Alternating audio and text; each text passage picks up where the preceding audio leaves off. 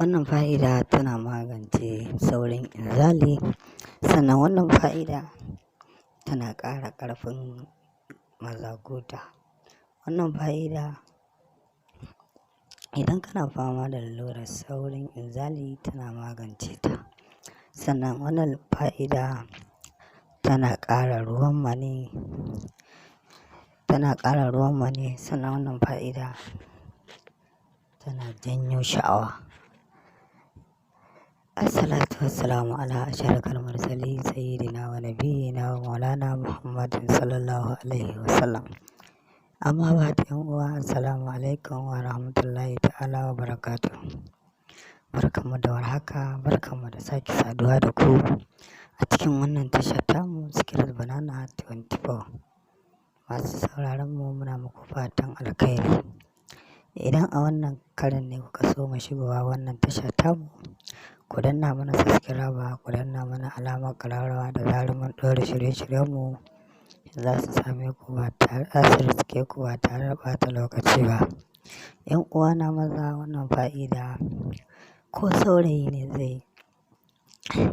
zai angwance, to wannan fa'ida shi ya kamata a ce ya haɗa wannan fa'ida, domin idan ko da kana fama da rashin ƙarfin gaba ko kana fama da saurin inzali baka sani ba, ko kuma kana fama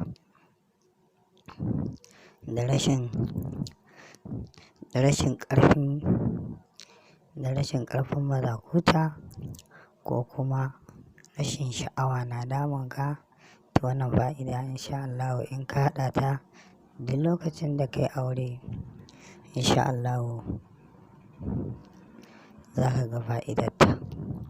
Yadda za ka yi ka haɗa wannan fa'ida ga ta kamar haka: ana buƙatar tafarnuwa, ɗan dunƙulin nan nata, ɗan curin nan nata ake so ka samo.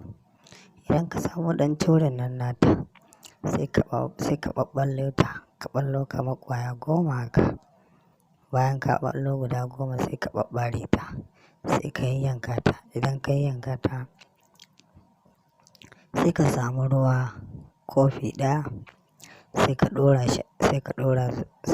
ruwan nan a kan wuta. Idan ka ɗora ruwan nan a kan wuta sai ka zuba wannan tafarnuwa.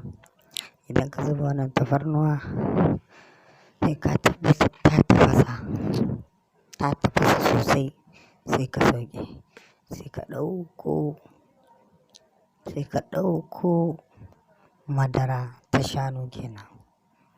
Idan ka ɗauko madaran nan ta shanu sai ka ɗauko ruwan nan da ka tafasa ɗan ɗumi-ɗumin shi, ruwan tafarnuwa kenan, sai ka zuba a cikin wannan madarai. Idan ka zuba a cikin wannan madarai, kar ka zuba yayi yawa, ana so ka zuba shi ya ratsa wannan madarar dai, tafarnuwar dai ta ratsa. Idan ka zuba shi sai ka ɗauko zumarka mai kyau. Idan ka ɗauko zumarka mai kyau sai ka zuba cokali 3 ka juya, da ɗumi-ɗumi ake so ka sha shi.